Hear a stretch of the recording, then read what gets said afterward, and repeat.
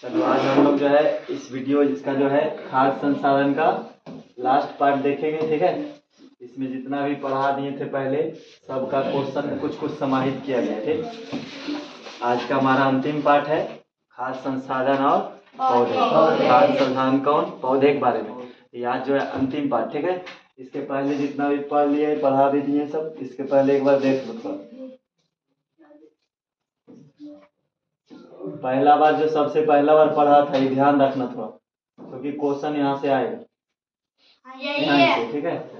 पहला था भोजन के लिए जो है मेन रूप से निर्भर रहते हैं पौधों पर। उसमें दो प्रकार के सजीव होते हैं, स्वपोषी और जनसंख्या में वृद्धि हुआ इसलिए क्या चाहिए आया,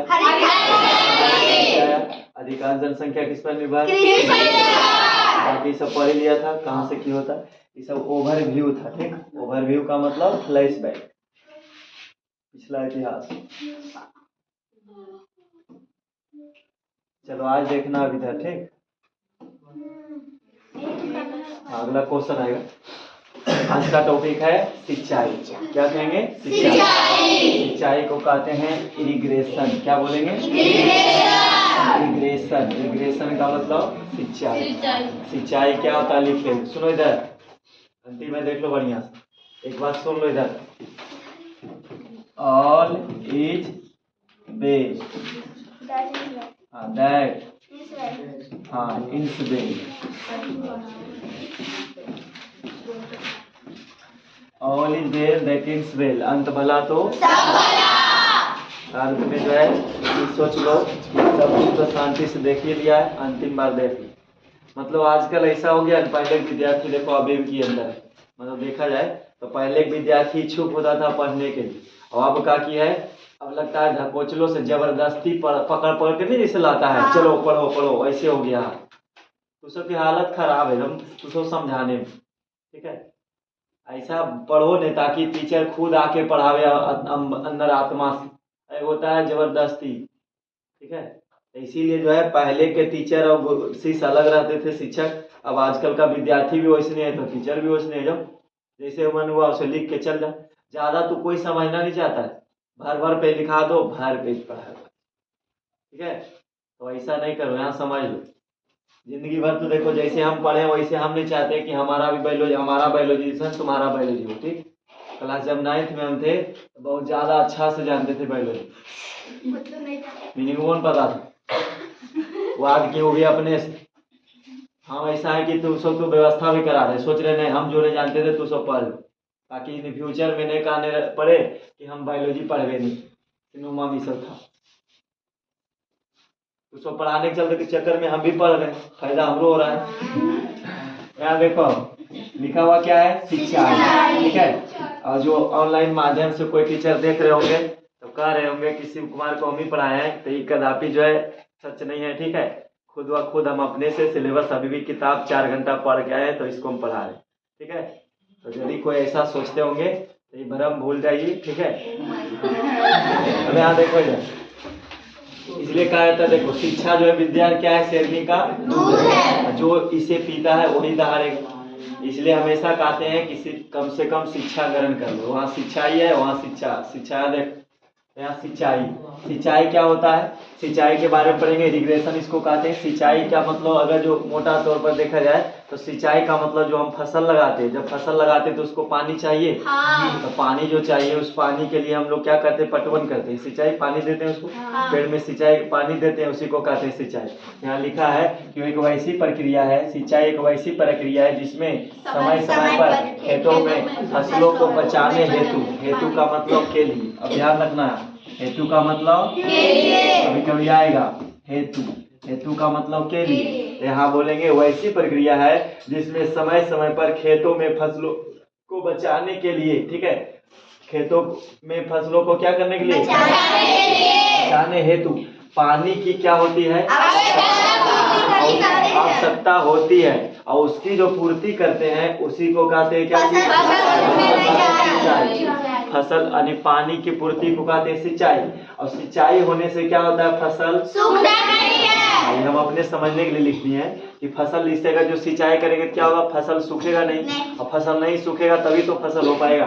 तो अब यहाँ जो है सिंचाई के बारे में जब पढ़ लिए तो कहता है भारत देश। हम लोग किस देश में रहते हैं? भारत देश की मुद्रा का नाम बताओ।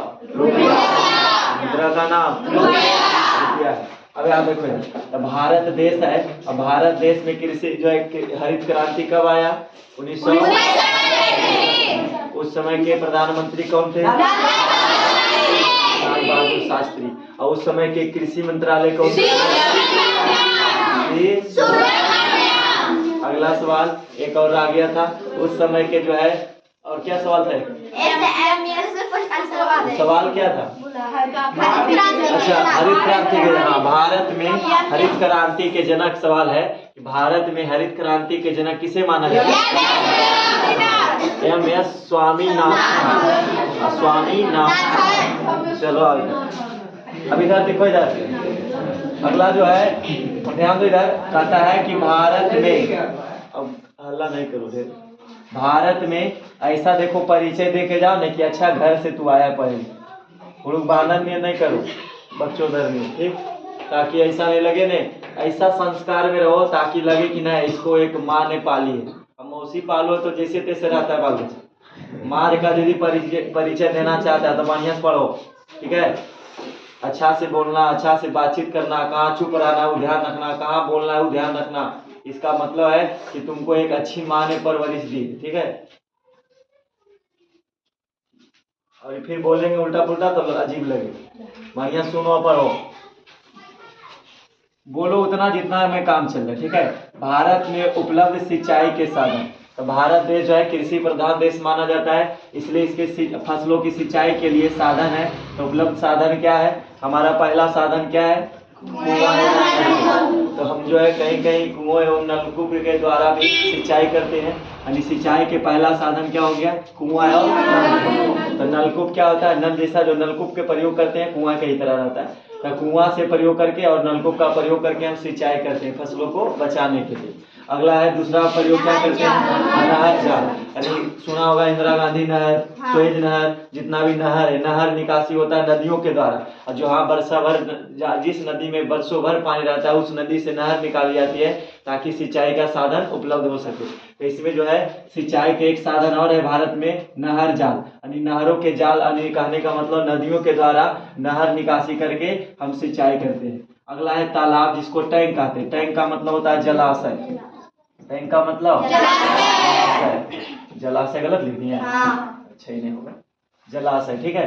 तो जलाशय, टैंक का मतलब तालाब, और टैंक का मतलब जलाशय होता है, उसको तालाब भी कहते हैं। और पौंड भी सर, हाँ, POND, हाँ, पौंड सुना है, पौंड भी। यहाँ पर तालाब है, लिखे टैंक। तो टैंक जलाशय उसको कहते हैं, एक मतलब एक ऐसा जगह जमीन होना चाहिए जहाँ पर जो है एक स्थल, छोटा सा भूभाग को खुदाई करके उसमें पानी को क्या किया जाता है? संग्रहित, पानी को जमा करते हैं, वर्षा जल को संग्रहित करते हैं। और खास करके बात और जान लो कि भारत में जितने भी फसल होती है किस पर आधारित है? वर्षा पर, ठीक है।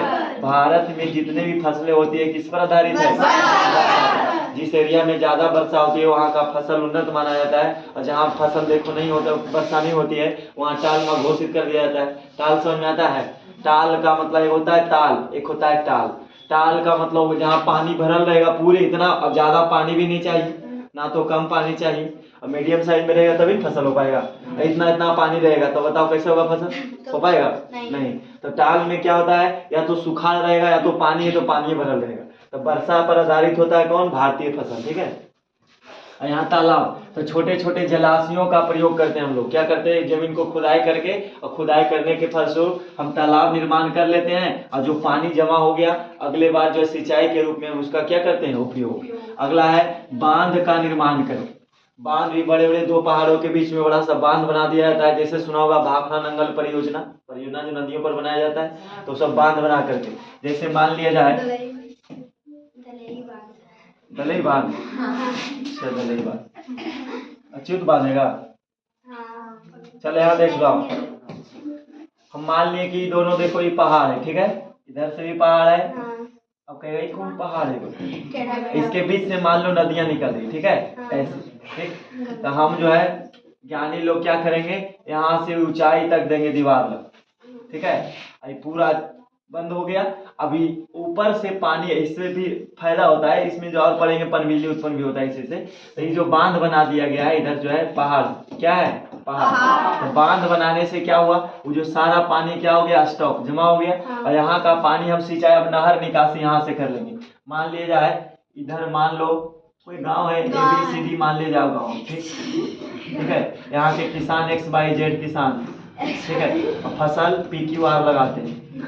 मान लिए कि ABCD गांव है, यहाँ के किसान का नाम XYZ है, और फसलें क्या क्या लगा रहे हैं, सब फसल लगा, ठीक। अब यहाँ से लोग क्या करेंगे, अब बांध, जब देखो ऊंचाई पर थोड़ा एरिया है, एरिया थोड़ा ऊंचा है, तो ऊंचा होने के लिए क्या करेंगे, इसका ऊंचाई बढ़ा दी, पानी स्टॉक हो गया। अब यहाँ से हम नहर निकासी करें, ठीक है, नहर है इंदिरा गांधी नहर, कौन का नहर, इंदिरा गांधी नहर। जब इंदिरा गांधी नहर आइए गया है, तो ABCD के पंजाब मान लो, कौन राज, पंजाब राज, पंजाब राज में इंदिरा गांधी नहर निकासी हो गया है। इस सतलज नदी मान लो, नदी मानिए लिया थी, कौन नदी है, अरे भूगोल में आ गया, इस सतलज नदी हो गया, ठीक। जब बांध मानवे क्या थी, बांध का नाम भाखड़ा, ठीक है, भाखड़ा, हाँ, भाखड़ा नांगल, ठीक है, भाखड़ा नांगल परियोजना, ठीक है। चलो सब बात आ गया। अब ये दो पहाड़ है, तो पहाड़ के की मानेगा, पर्वत मान लो, कोनो पर्वत नहीं मानना भी नहीं आता। अब याद देखो, इसमें जो है पानी ऐसे आता है, ठीक, पानी से देखो पूरा गाँव डूब गया,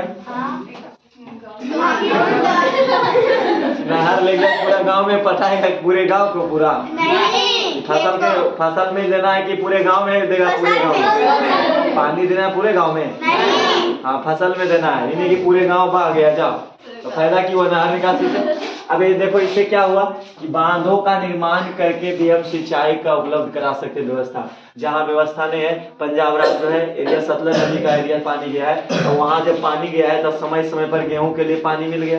और जैसे बरसात के दिन में तो मान ले धान हो ही गया, अब गर्मी के दिन में पानी कहाँ से आएगा, हम लोग में तो समरसेबल यूज कर लेते हैं तो पानी आ गया, लेकिन पंजाब एरिया में पानी वगैरह नहीं मिलता है जल्दी, तो ऐसा एरिया क्या किया, इंदिरा गांधी नहर निकासी हो गया। अब समय समय पर गेहूं के लिए सिंचाई के लिए पानी चाहिए, तो गेहूं सिंचाई के लिए खासकर हरित क्रांति जब होगा तो गेहूं में उत्पादन वृद्धि होगा।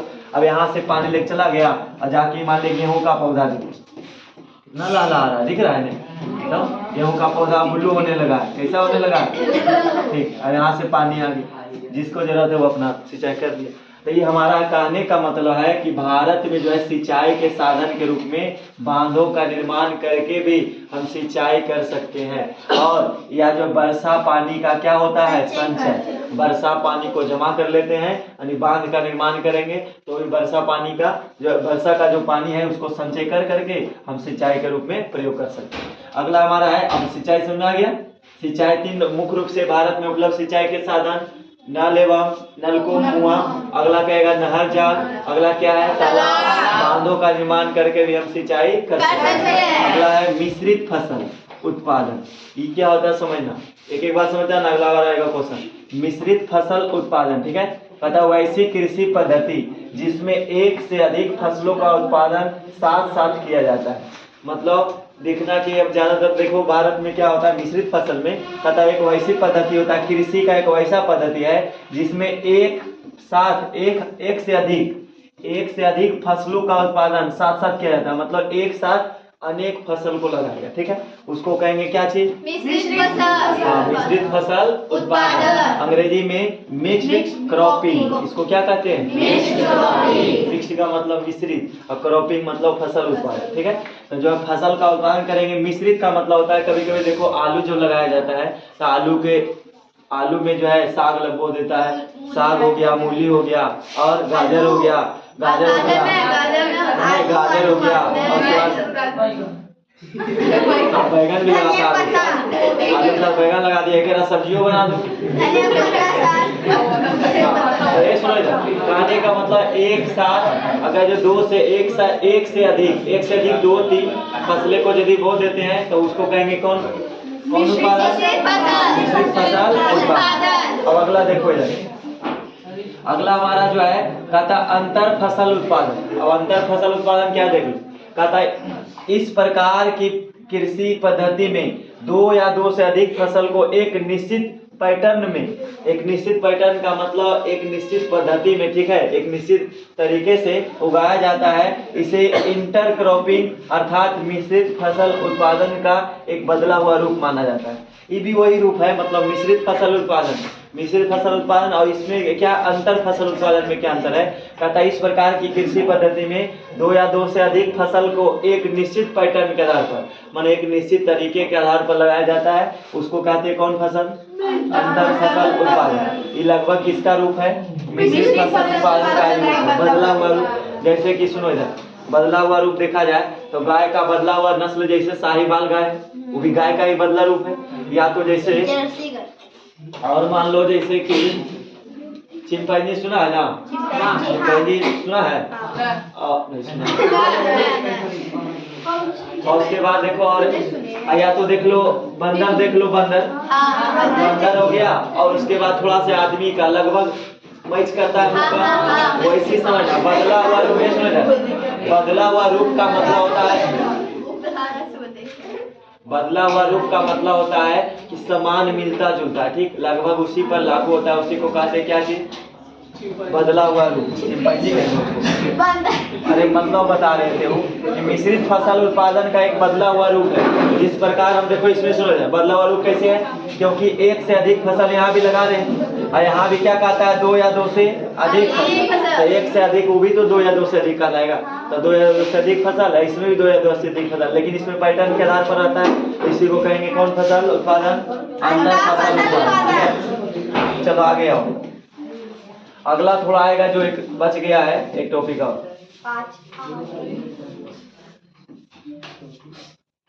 नहीं है, वो अगला वाली पढ़ा दिए थे। अब सुनो इधर, सिंचाई के बारे में पढ़ लिए, सिंचाई क्या है नया, उसमें फसल के बारे में हो गया। अब आएगा फसल चक्रण। सुन लो यार बढ़िया से, यहाँ जहाँ पर लोग अगला जब भूगोल पढ़ाएंगे प्रेम सर, तो उसमें भी दिखाएंगे, ठीक है, फसल चक्रण के बारे में, वो टॉपिक में है कि फसल चक्रण अंग्रेजी में कहते हैं क्रॉप रोटेशन। क्या कहेंगे?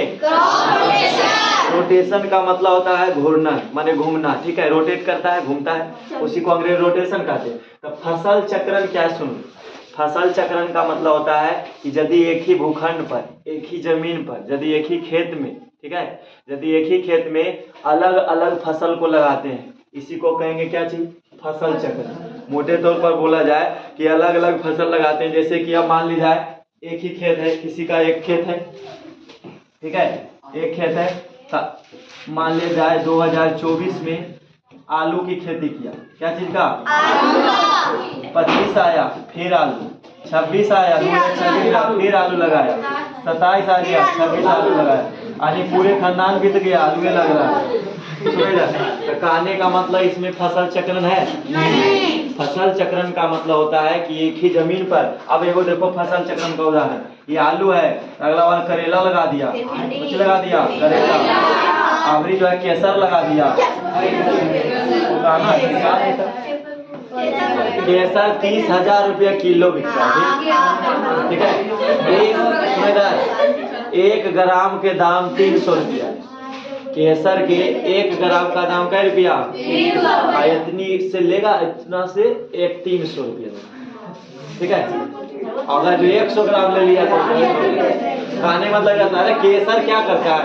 केसर ताकत रहता है, उसमें एनर्जी, हल्का से खाओगे गर्मी आएगा, गर्मी दिन में खाओगे नाक से ब्लड चलेगा और उसके ऊपर चल जाओगे, ठीक है, तो उसका उसमें थोड़ा केसर की खेती क्यों, उसका मेन कारण क्या है? वो केसर का जो फसल होता है बहुत जो है काफी कठिनाइयों से होता है, ठीक है, उसके लिए कितना सुरक्षा प्रहरी होता है, सब केसर के ज्यादा डिटेल में मतलब केसर की जो खेती है बहुत हार्ड वर्किंग होता है, इसलिए उसका कीमत ज्यादा है। एक बार ऐसे लगा दिए और अगला 2 महीना में तैयार होकर आ गया तो उसका दाम ज्यादा रहता है। मकई देख लो 20 से 30 दिन में तैयार हो जाता है, 2 महीना में 30 से 65 यानी 30 से 45 50 55 दिन में तैयार हो जाएगा मकई, तो उसका दाम क्या रुपये किलो? 20 किलो बिक रहा है 1000 ग्राम, ठीक है। अब यहाँ देखो इधर, तो फसल चक्रण क्या है? सुनो इधर, फसल चक्रण बोलेंगे एक ही भूखंड पर जब अलग अलग फसलें को लगाई जाती है तो इस प्रक्रिया को फसल चक्रण कहा जाता है, ठीक है। इसे अंग्रेजी में क्रॉप रोटेशन कहते हैं। अब इसमें देखो खास कर जो है किसान क्या करते हैं, दलहनी पौधा लगाते हैं। कौन पौधा? दलहनी पौधा लगाने से फायदा है, ठीक है। इसमें दलहनी पौधा क्या लगाएंगे? रोटी लगेगी। दलहनी पौधा रोटी है आज, हाँ रोटी लगा दिए। देखो अब फसल चक्रण करना है और किसान भाई लोग जितने भी हैं वो अब से रोटी लगाएंगे खेत में। प्रोटीन बोल रही है और दाल नहीं लगाते, प्रोटीन लगे। दाल में भी कहीं बोलो तो प्रोटीन लगे। चले तो खास कर देखो फसलों में जो अलग अलग प्रकार के लगाया जाता है फसल एक जमीन पर, तो उसमें क्या है खास कर दलहनी पौधा लगाने से क्या होता है, सुनो जाए। जब दलहनी पौधा लगाते हैं तो दलहनी पौधा के जड़ों में, सुनो जा रही लड़की सुन लो, दलहनी पौधों के जड़ों में नाइट्रोजन, ठीक है, राइजोबियम, क्या नाम बोले? राइजोबियम। थोड़ा ध्यान रखना इधर। राइजोबियम ये क्या है? जीवाणु है। राइजोबियम जीवाणु है जो थोड़ा से हम दलहनी बना रहे हैं। ये अरहर का पौधा है, ठीक है, अरहर का मान लो। इसमें देखो क्या होता है, जड़ है। जड़ में होता है राइजोबियम नामक जीवाणु, ठीक है। राइजोबियम नामक जीवाणु दलहनी पौधे के जड़ों में राइजोबियम नामक जीवाणु होते हैं जो नाइट्रोजन का स्थिरीकरण करते हैं, ठीक है। नाइट्रोजन हमारे वायुमंडल में है कितना परसेंट? 78%। अगर जॉब क्लियर बोले तो 78.9%, ठीक है, याद रखिए। फिर राइजोबियम नामक जीवाणु क्या करता है, दलहनी पौधा जो होता है जड़ में, उसको नाइट्रोजन का स्थिरीकरण मतलब कंट्रोल, जैसे ज्यादा बढ़े नहीं या तो ज्यादा कमी नहीं, तो मिट्टी की गुणवत्ता बनाए रखने में राइजोबियम नामक जीवाणु नाइट्रोजन का स्थिरीकरण करते हैं और नाइट्रेट बनाता है। क्या बनाएगा? आएगा सवाल में। तो नाइट्रेट बना देता है। तो राइजोबियम का इससे क्या होता है, मिट्टी की गुणवत्ता बनी रहती है और अगले बार जब कोई फसल लगाते हैं तो उसका उपज क्या होता है, अच्छा होता है। इसीलिए फसल चक्रण क्या जरूरी है? फसल चक्रण जब किसी भूखंड पर लगातार बोलेंगे, जब किसी भूखंड पर नए नए साल या तो हर बार अलग अलग फसलें को बोते हैं तो उसी को कहते हैं फसल चक्रण। फसल चक्रण। अगला देखो यहाँ, इसी में आएगा सवाल, फसल चक्रण मृदा में किस प्रकार सहायक है? फसल चक्रण पद्धति मृदा में किस प्रकार सहायक है? तो मृदा में सहायक क्या है? फसलों के उत्पादन में सहायक है कि अगर जो मान ले बार बार अलग अलग फसल को बोते हैं तो इससे फायदा क्या होगा, मिट्टी की गुणवत्ता बनी रहेगी जिससे फसल का उपज अच्छा होगा। अगला देखो है फसल सुरक्षा प्रबंधन। जब फसल चक्रण हो गया, फसल उगा लिए, तब फसल सुरक्षा प्रबंधन कहता कीटों से, जीवाणुओं से, कवक से, अनेक तरीकों से फसलों को बचाना कि फलों को बचाना, फसलों को बचाना क्या कहलाता है? फसलों को बचाने की क्रिया को कहते हैं क्रॉप प्रोटेक्शन। क्या बोलते हैं? Crop protection. तो इसको कहेंगे फसल सुरक्षा प्रबंधन। फसल सुरक्षा प्रबंधन का मतलब होता है जीव जंतुओं से बचाना। फसलों मेन रूप से देख लो कि फसलों की देखरेख करना क्या कहलाता है? फसल सुरक्षा प्रबंधन। थोड़ा एक शब्द आया है, बायोलॉजिक शब्द है, देख लो लिखा हुआ प्रोटेक्शन। प्रोटेक्शन का मतलब होता है क्या चीज? सुरक्षा। प्रोटेक्शन का मतलब सुरक्षा। थोड़ा क्या होता है समझ, खास करके प्रोटेक्शन शब्द आएगा तो प्रोटेक्शन का मतलब होता है जब बात आएगा वहां निषेचन की क्रिया में, तो उस स्थिति में भी प्रोटेक्शन की क्रिया होगी। प्रोटेक्शन का मतलब सुरक्षा, माने किसी भी चीज से छुटकारा पाना या बचाने की क्रिया को कहते हैं प्रोटेक्शन। तो इसमें कह रहा है फसल सुरक्षा, तो खासकर फसलों को बचाएंगे। तो फसल सुरक्षा प्रबंधन में क्या होता है कि कीट से, जीवाणु से, बैक्टीरिया से और कवक से अनेक तरीकों से फसलों को बचाने की क्रिया को कहते हैं फसल सुरक्षा प्रबंधन। अगला है खरपतवार। खरपतवार का नियंत्रण क्या है?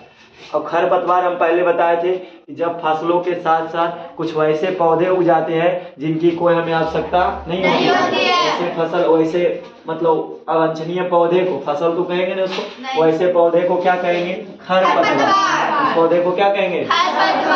खरपतवार मतलब खेरपतवार नहीं, ठीक है। खरपतवार का मतलब कुछ वैसा पौधा जो अपने आप उग जाता है, जिसको किसान लगाया नहीं, किसान भाई लोग नहीं लगाए और चाहते हैं कि वो हमारे खेत में फसल के साथ नहीं हो, वैसे पौधे को क्या कहेंगे? खरपतवार। इसका नियंत्रण करने का विधि है, ठीक है। नियंत्रण कैसे करेंगे आप समझना। अब इसमें लिखे थे खरपतवार को बीट्स कहते हैं, खरपतवार को और क्या कहते हैं? तो कहेगा हमारे खेत में बीट्स हो गया है तो क्या समझेगा? ठीक है, लेकिन बोलेगा कौन? तुम ही लोग नहीं, पढ़ेगा तब नहीं। अब यहाँ देखो खरपतवार का नियंत्रण करने का तरीका, पहला तरीका है खरपतवार, समझा गया? अब नियंत्रण करेंगे, जैसे खेतों में हम पहले बोले थे कि जैसे ही हरित क्रांति का प्रयोग किए, नए नए बीज का प्रयोग करने लगे, तब से घास ज्यादा होने लगा, फालतू वाला पौधा ज्यादा होने लगा। तो इसमें क्या है, इसकी निराई करते हैं। तो पहला विधि है खरपतवार को नियंत्रण करने का, माने कम करने का तरीका है यांत्रिक विधि द्वारा खरपतवार नियंत्रण करते हैं। जैसे में खुरपी का प्रयोग करते हैं, और उसके बाद जो है नए नए तकनीक का प्रयोग करते हैं, लोहा का औजार का प्रयोग करते हैं, जिससे क्या हो, उसका निराई हो सके। अब बहुत जो है यदि बिहारी लोग हैं तो एक बिहारी ना लोहा के भी हाथ से काम चला रहे, घर के पूरे दिया उखाड़ के बाद तो ये हमारा खरपतवार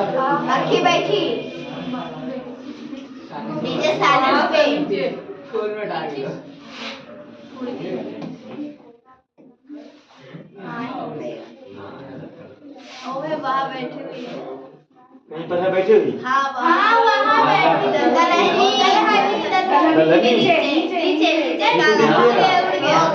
हमें लगा कहीं नीचे है, दलनी पर तो दिख रहा। अबे आप देखो इधर, अब एक बात और सुन लो, दुनिया का सबसे घृणित काम है मक्खी मारना। वही समझ करवा रही थी। आप देखो इधर, तो तुम सब लोग क्या क्या नहीं कर रहे, दुनिया का सबसे घृणा काम कर रहे हैं, लेकिन तू सब सुनता है, पढ़ता भी नहीं। अब यहाँ देखो इधर, आप सोचते हैं कि किसी भी तरह से हम चलो, अरे दुनिया गंदा काम हम कर लेंगे, लेकिन तुम तो IAS ऑफिसर बनो। खुरपी देखो लिखे यहाँ पर एग्जाम्पल के लिए, यहाँ देखो इधर गप करने में, लेकिन पता है जब शिक्षक को समझाते हैं ना, तब गप करने में बड़ा मजा आता है। और वही जूता खोल के मुंह पर फेंक दिए तो बस अगला बार से बेइज्जती हो जाएगा। इंसान हमको बीच क्लास में पूछ देते हैं, बाप के फोन लगा देते हैं, समझ में आया? याद है यांत्रिक विधि द्वारा खरपतवार नियंत्रण, जिसको कहते हैं खुरपी। खुरपी के माध्यम से या तो नए नए लोहे का तकनीक का विधि लगाएंगे, जिसको पसनी कहते हैं, हसुआ कहते हैं, कुछ कहता है कहते लोग, तो उसका उपयोग करके हम क्या करते हैं, यांत्रिक विधि द्वारा खरपतवार का नियंत्रण। अगला है रासायनिक विधि द्वारा। रासायनिक विधि क्या होता है, उर्वरक का उपयोग करते हैं हम, जैसे पोटास, DAP, ठीक है, कुछ ऐसा कीटनाशक केमिकल का प्रयोग करते हैं, रासायनिक ऊर्जा का, जिसका विधि से हम क्या करते हैं, खरपतवार को नियंत्रण। जब धान का जब फसल लगाते हैं तो उस समय देखना किसान लोग क्या करते हैं, मतलब जो है दवाई बालू के साथ मिला करके छिड़काव कर देते हैं, जिससे क्या खरपतवार उपज पाता है, नहीं होगा। तो इसमें क्या है, रासायनिक उर्वरक का विधि से, रासायनिक विधि से भी हम लोग क्या करते हैं, खरपतवार का जानिए ना, समझिए ना, तो बोलेगा कि खाली हवा कर को। अगला है नियंत्रण। अगला तीसरा पॉइंट है कृषि क्रियाओं द्वारा, जैसे अंतर फसल उत्पादन, फसल चक्रण विधि और मिश्रित फसल उत्पादन। मतलब हुआ कि कृषि क्रिया द्वारा या तो हम ना ही उर्वरक का प्रयोग करेंगे, ना ही खुरपी का प्रयोग करेंगे, अपने आप प्रयोग हो जाएगा। कैसे? तो हम क्या करेंगे, फसल चक्रण विधि अपनाएंगे। फसल चक्रण विधि का मतलब नए नए फसल को लगाएंगे, एक जमीन पर अलग अलग फसल को लगाएंगे, तो बार बार फसल अलग अलग लगाने से क्या होगा, उसका जो है खरपतवार क्या हो जाएगा, कंट्रोल हो जाएगा अपने आप। वही एक ही फसल को लगाओगे तो बार बार खरपतवार उपज आएगा। अगला है मिश्रित फसल उत्पादन। यदि एक फसल के साथ 2-3 फसल लगा देंगे तो वो भी मिश्रित फसल उत्पादन के अंतर्गत आएगा, और इससे भी क्या हो जाएगा, खरपतवार का क्या इसमें कोई छिड़काव किए, कोई लगाए, इससे क्या हुआ, इसको कहते हैं सांप भी मर गया, अल्लाह खेती भी कर लिए, कृषि भी कर लिए, और खरपतवार भी कंट्रोल हो गया। अगला है क्रॉप डिजीज, ठीक है, फसल रोग। देखो जिस प्रकार मानव रोग पढ़ा था, मानव में बीमारी होता है, उसी प्रकार क्या होता है, फसल रोग। अभी देखो चर्चा में एक है, विवेक नाम है, अमेरिका के रहने, पता नेपाल के शायद, और सुना है इंस्टाग्राम वगैरह में। अच्छा जो भी है, और नाम लड़की क्या है, सृजना नाम है, लड़की का नाम सृजना है, ठीक है, सृजना कुछ नाम ऐसे। और उसका मतलब देखो हम बता रहे हैं, उसमें रोग के बारे में बता रहे थे, तो उनको जो है ब्रेन ट्यूमर हो गया, ठीक, ब्रेन ट्यूमर उनके पति को हो गया है। ब्रेन ट्यूमर क्या होता है, उसको कहते हैं दिमागी कैंसर, ठीक है। दिमाग में जब कैंसर हो जाएगा नहीं तो उसका जो है बचना नामुमकिन, उसका कोई इलाज नहीं। इसलिए रोग से छुटकारा पाने का एक ही तरीका है कि थोड़ा उसके कारण हम देखे पता किए, तो कारण उसका होता है एड्स का शिकार हो जाना, या तो ज्यादा बार बार बीमार रहना, और उसका लक्षण ब्रेन ट्यूमर हो जाएगा तो लक्षण क्या बताएगा, बार बार सर में दर्द होगा, सर में दर्द, उसके बाद चलने में कठिनाई, बोल ना पाओगे ढंग से, उसके बाद बैठ नहीं पाओगे, सारा शरीर का पूरे प्रक्रिया डिस्टर्ब हो जाएगी। ठीक है, तो ब्रेन ट्यूमर हो जाता है। डॉक्टर बताता है ब्रेन ट्यूमर हो जाने के बाद वह व्यक्ति ज्यादा मैक्सिमम 6 से 7 साल बचता है। ठीक, उसके बाद कोई चांस नहीं है। तो पहले दोनों पढ़ते थे, पढ़ाई भी करते थे, पीएचडी कर रहे थे, और उसके बाद ऐसा बीमारी हो गया। तो ब्रेन, ये देखो मानव रोग का मतलब हम फसल रोग समझा रहे हैं। जिस प्रकार मानव में भी रोग होते हैं उसी प्रकार फसल में भी रोग होते हैं। ठीक है, अब यहाँ देखो, तो फसल रोग जो है क्रॉप डिजीज होता है, फसल रोग होते हैं। अब किसके कारण हो जाएगा, कीटों के कारण, जीवाणु के कारण, कवक के कारण, अनेक तरीकों से भी हो सकते हैं रोग। ठीक है, तो फसल में भी रोग लग जाते हैं, रोग लग जाने से फसल उपज बढ़ जाता है, घट जाता है, तो किसान बनने लायक है। पढ़ लिख ऐसे भी किसान बनना भी अच्छा काम है, ऐसा थोड़े है, किसान भी जरूरी है। आप IAS किसान नहीं करता है। अगला देखो, अनाज का भंडारण की आवश्यकता क्यों। अब जैसे देखो हम फसल उगा लिए, ठीक, फसल बहुत अच्छा हो गया, अभी उसको फसल की कटाई भी कर लिए, तो फसल का भंडारण की आवश्यकता पड़ती है।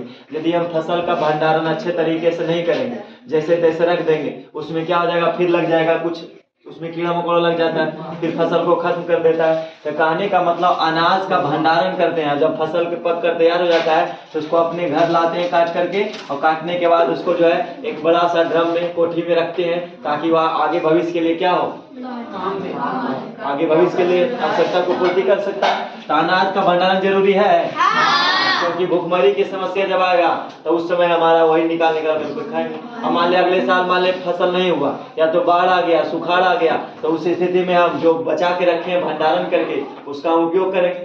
और जैसे तैसे रखा नहीं रखा तो अगला बार नहीं हुआ। अब बहुत लोग की होता है, इस सोच के नहीं कुछ कर रखता है, या तो ध्यान नहीं देता, सोचा अगला साल होगा नहीं। अब अगला साल ऐसा हुआ कि या तो फसल नहीं हो पाया, या तो सुखाड़ आ गया, या तो कुछ और कारण से हो गया, तो उस स्थिति में क्या होगा, अनाज का भंडार करेंगे तो फायदा होगा। तो क्या जरूरी है, आवश्यकता है। अगला है अजैविक घटक भंडार के बीच खाद्य पदार्थों को प्रभावित करने का कारण। देखो अजैविक घटक में क्या क्या आता है, जितने भी बैक्टीरिया जीवाणु होते हैं अजैविक घटक होते हैं। भंडारण में क्या होता है, खाद्य पदार्थों को प्रभावित करने वाले कारक होते हैं। कौन, अजैविक घटक। हमारे वायुमंडल में बहुत सारे जीव बैक्टीरिया होते हैं जो अनाज में जो है भंडारण मतलब जमा जब करते हैं तो खाद्य पदार्थों को क्या करते हैं, प्रभावित का मतलब उसमें जो है, मतलब यदि कीटाणु, या तो मान ले कीटाणु, कीटो, जीवाणु, कवक ये सब लग गया फसल भंडारण में अनाज में, तो वह अनाज को तुरंत नष्ट कर देता है। तो क्या प्रभावित किया, इससे भी छुटकारा पाना है। कहता नमी ज्यादा से ज्यादा क्या % होना चाहिए, ज्यादा नमी से कवक, जीवाणु इत्यादि हो जाएगा। यदि मान लिया जाए जिस चीज में हम रख रहे हैं, भंडारण कर रहे हैं, जैसे मान लिया पहले क्या होता था, अब तो स्टील चल गया, अब तो एल्युमिनियम स्टील का चल गया कोट। पहले का जो होता था मिट्टी का होता था, मिट्टी में लगाते थे, धान का जो फसल हुआ या तो गेहूं हुआ सबको उसी में डाल देते थे। अब टेक्नोलॉजी अलग हो गया, मॉडर्न युग आ गया है। अब यहाँ देखो, तो इसमें क्या है, कहता है कि नमी से ज्यादा क्या % होना चाहिए, मतलब हुआ 14% नमी का मतलब होता है कि उसमें जो है नमी जो होता है, उस मिट्टी का जो बना हुआ बर्तन उसमें नमी कितना % होना चाहिए, 14%। यदि उससे ज्यादा हो गया तो नमी ज्यादा होने से कवक हो जाएंगे अनाज में, जीवाणु हो जाएंगे, जिससे हमारा जो भंडारण किया हुआ अनाज क्या हो जाएगा, नष्ट हो जाएगा। अगला है तापमान कम, ठीक है, तापमान कम या ज्यादा भी उसमें देखा जाता है कि तापमान कितना, टेम्परेचर उसका समान होना चाहिए। जैविक कारक जैसे पशु से, पक्षी से, ये सब हो गया जैविक कारक। अजैविक कारक ये हो गया घटक। अब जैविक कारक में क्या आते हैं, पशु से बचाना है, भंडारण जब कर रहे हैं, तो यहाँ देखो इधर जैविक कारक क्या होता है कि जैविक कारक का मतलब हुआ कि जो है जैविक कारक पशु से सुरक्षा करेंगे, पशुओं से बचाएंगे। जैसे किसी का बकरी, गाय, भैंस, बैल, गधा, ठीक है, ये सभी चल जाता है फसल में।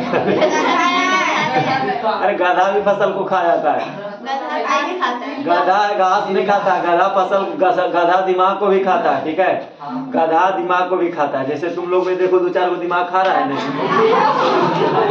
अब यहाँ देखो जैविक कारक हो गया पशु से, पक्षी से, पशु से भी और पक्षी से भी बचाना है। पक्षी से क्या बचाएंगे, तो लोग क्या करते हैं, बड़ा सा टीना लेकर के बजाते रहेंगे वहाँ पर, ठीक है। एक उससे दो फायदा है कि अगर जो शादी विवाह में गया तो उसका फायदा है, प्रैक्टिस हो ले पहले से, वहाँ जाके और बजाना।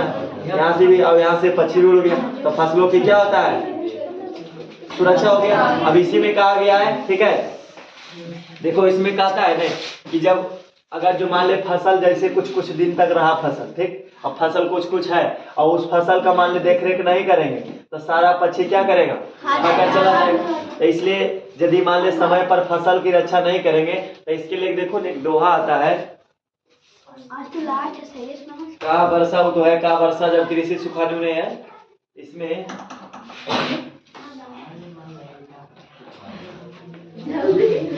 चिड़िया चुग गई खेत, इस तरह से कुछ है, ठीक है।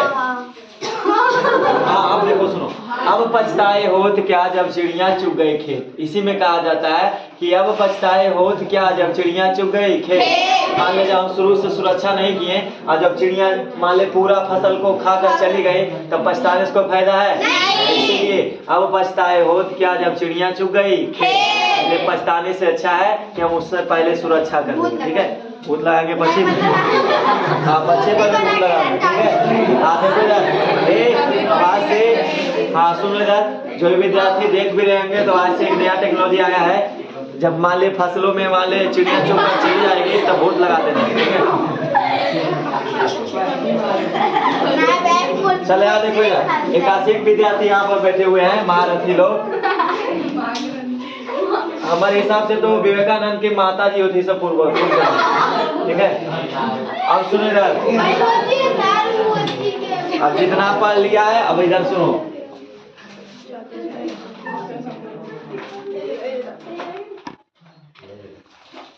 अब जो है जितना पढ़ा, ठीक है, क्या पढ़ा, चैप्टर का नाम खाद्य संसाधन, इसमें जो आएगा चैप्टर में कुछ कुछ क्वेश्चन समाहित किया गया, ठीक। अब देखते हैं कितना सवाल सही देता है। अब किताब बंद रखो भाई, किताब बंद करो साहब, ज्यादा चतुर नहीं बनना है यहाँ पर। को किताब बंद की, राधिका,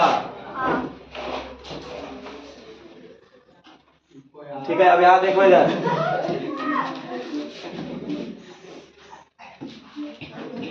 चलो अब ध्यान देना है सवाल पर। सवाल है भारत में हरित क्रांति के लिए सबसे मुख्य कारक क्या है, सबसे मुख्य कारक क्या है। तो हरित क्रांति को समझ रहा है। अब इसमें पहला का ऑप्शन दिए है पीड़कनाशक के न्याय संगत उपयोग, दूसरा है सिंचाई की उचित व्यवस्था, तीसरा है सब सही है, ठीक है, टिक मारे ना तू सोचना। अगला है खेती योग्य भूमि के क्षेत्रफल में विस्तार, चौथा है समुन्नत प्रजातियों का उपयोग। तो इसमें कौन होगा, इसमें जो है हरित क्रांति के बारे में पढ़े होंगे कि जो है समुन्नत प्रजातियों का उपयोग करना ही क्या कहलाता है, हरित क्रांति। इसमें देखो खेती और भूमि का क्षेत्रफल में विस्तार, मान ले जमीन बढ़ा दिए तो क्या उससे हरित क्रांति आएगा, हरित क्रांति का मुख्य कारक कौन है, समुन्नत प्रजातियों का उपयोग। मतलब हरित क्रांति आया तो उसमें ज्यादा मेन बदलाव क्या आया, समुन्नत प्रजातियों का उपयोग करने लगे, तो उससे क्या हुआ, भारत में हरित क्रांति, ठीक है, भारत में हरित क्रांति। अगला सवाल, तो इसका आंसर कौन सही हो जाएगा, हाँ सही हो गया, ठीक है। अगला सवाल, नेक्स्ट सवाल है, पढ़ो पहले इसको।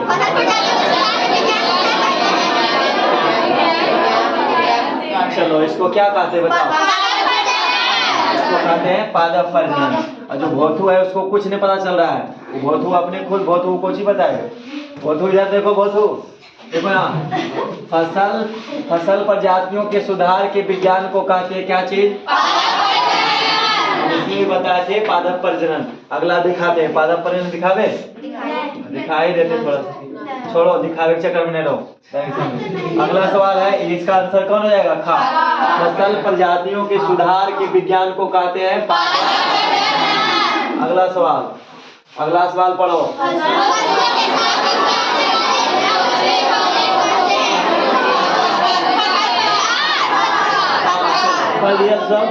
ये सवाल जो दिया हुआ है, फसलों के साथ उपजने वाले अवांछित पौधों को कहते हैं, हमारा ऑप्शन हो जाएगा बी। कौन सही, बी, ऑप्शन बी सही।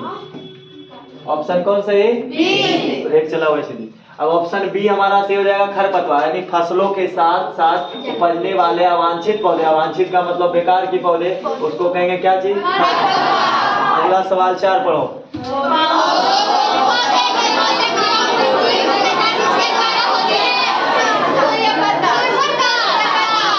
आता है पौधों को पोषक की आपूर्ति मुख्यतः माने मुख्य रूप से किसके द्वारा होती है? ऑप्शन जल द्वारा, वायु द्वारा, मृदा द्वारा, सूर्य प्रकाश। चलो ठीक है, कितने लोग हैं जो जल में? हाथ उठाओ। नहीं वहां नहीं करो, चुपचाप हाथ उठाओ। 2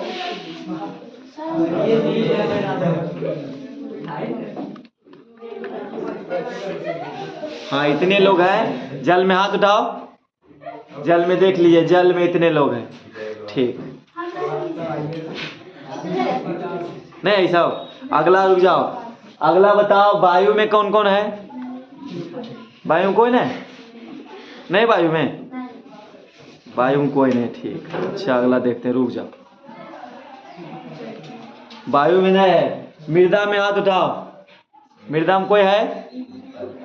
कोई नहीं दिख रहा है। इसमें भी कोई नहीं दिख रहा है। मृदा में कोई नहीं है। अगला सूर्य के प्रकाश में हाथ उठाओ। चलो ये सबका चेहरा देख लीजिए, सबका सवाल सही रहे गलत रहे कोई दिक्कत नहीं। सूर्य का प्रकाश, राहुल में कोची मेरे जल में है। अच्छा ठीक,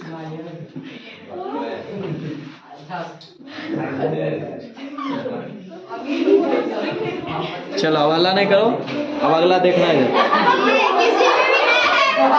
पूछिए।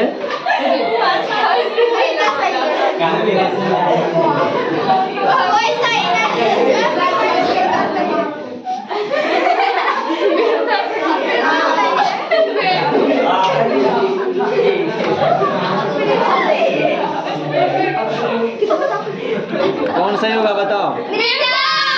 मृदा सही होगा। मृदा लजरी उठ जाओ।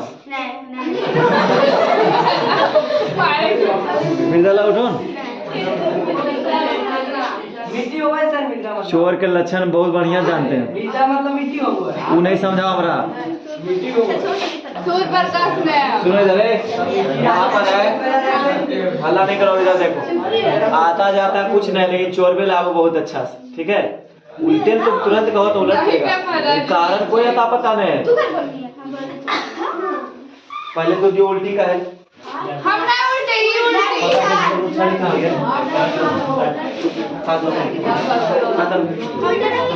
तो थोड़ा पता यही बताइए। हाँ हम भी बोले थे, गलते दिल नहीं करो। मना किए थे उल्टे, हम उल्टे थे। उधर भी उल्टी थी।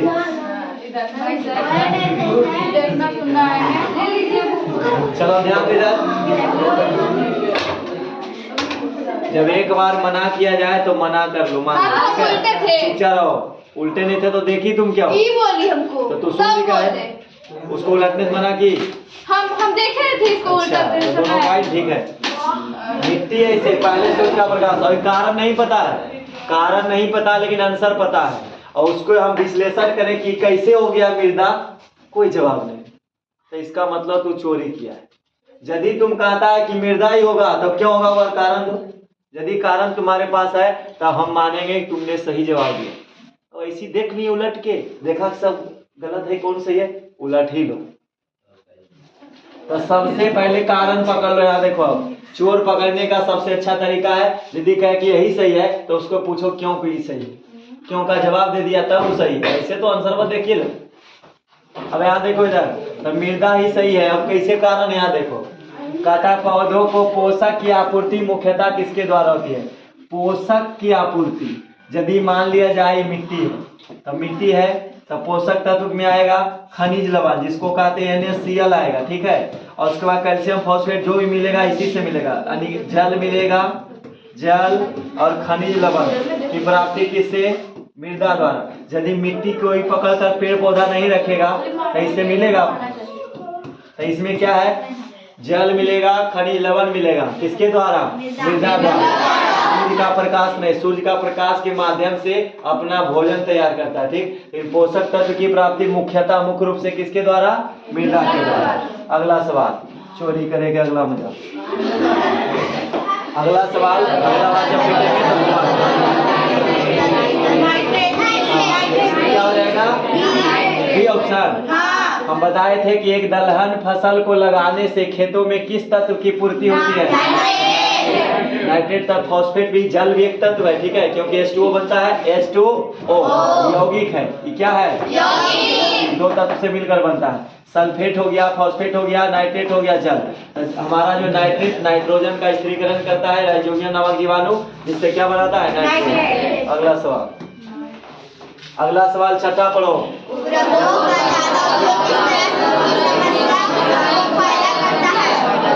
पढ़ लिया सवाल पढ़ लिया, ठीक। और सवाल पढ़ लिया तो क्या जवाब होगा बताओ? खरपतवार।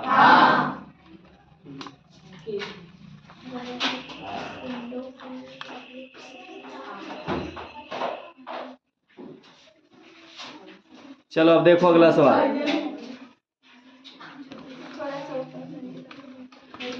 सवाल है उर्वरकों का ज्यादा उपयोग किस तरह की समस्या को पैदा करता है? तो वायु प्रदूषण होगा। यदि हम मान लिया खेत फसल में ज्यादा उर्वरक खाद डालेंगे तो वायु प्रदूषण हो जाएगा? नहीं। जल प्रदूषण की समस्या होगा?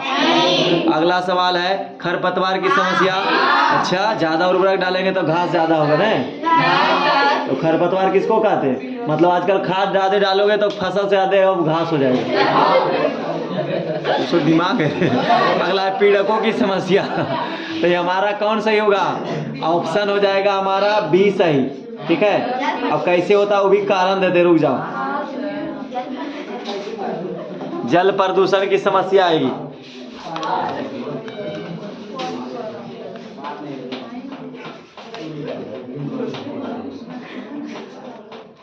चलो देखो इधर, कहता है उर्वरकों का ज्यादा उपयोग करने से किस तरह की समस्या? तो जल प्रदूषण की समस्या आता है। कैसे कि मान ले ज्यादा हम मिट्टी में मान ले छिड़काव करेंगे और जब सिंचाई होगा तो पानी बाहर निकलेगा, अब बाहर निकल करके नहर में चला गया। वही पानी अगर जो मान ले जाए बरसात के दिनों में मान ले ज्यादा छिड़काव किए या तो उर्वरक का प्रयोग किए, और उर्वरक का मतलब खाद, यदि खाद का प्रयोग किए तो चला गया नहर में, नहरों से चला गया नदी में, और नदी से गया फिर हमारे आएगा समरसेबुल में, चापाकल में। तो कहने का मतलब कौन प्रदूषण हुआ? अगला लिखा हुआ है वे पोषक जो पौधे के द्वारा बहुत कम मात्रा में जरूरी होते कहे जाते हैं सूक्ष्म पोषक। क्या कहलाएगा? कहता है वे पोषक जो पौधों के द्वारा बहुत कम मात्रा में जरूरी होते हैं, तो उसको सूक्ष्म का मतलब बहुत कम, तो सूक्ष्म पोषक होते हैं, उसको कहेंगे वे पोषक जो पौधे के द्वारा बहुत कम मात्रा में जरूरी होते हैं। क्या नाम है उसका? सूक्ष्म पोषक। अगला देखो इधर, अगला सवाल अंतिम सवाल है कृमि का उपयोग। इसी को कहते हैं बर्मी कंपोस्ट। बर्मी कंपोस्ट क्या होता है? केचुआ के द्वारा, ठीक है। जब केचुआ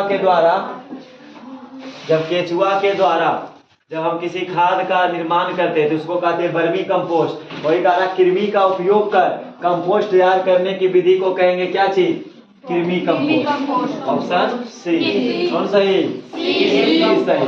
अबरी चोरी नहीं किया कोई? ठीक है, अब चोरी भूल के भी नहीं करना। जिस बात के लिए मना किया जाए वो मना ही करो, ठीक है।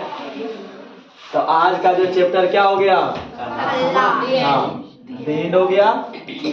चैप्टर का नाम क्या था? खाद्य संसाधन पौधे हो गया खत्म। अबरी आएगा पशु, ठीक है। इतना जो था हमारा अंतिम पार्ट था, ये देख लिया। और उसके बाद इससे एक चीज सीख लिया ने कि जब कुछ बात मना करल जाए तो उसको नहीं करना, तो देख के भी बोला जाए, ठीक।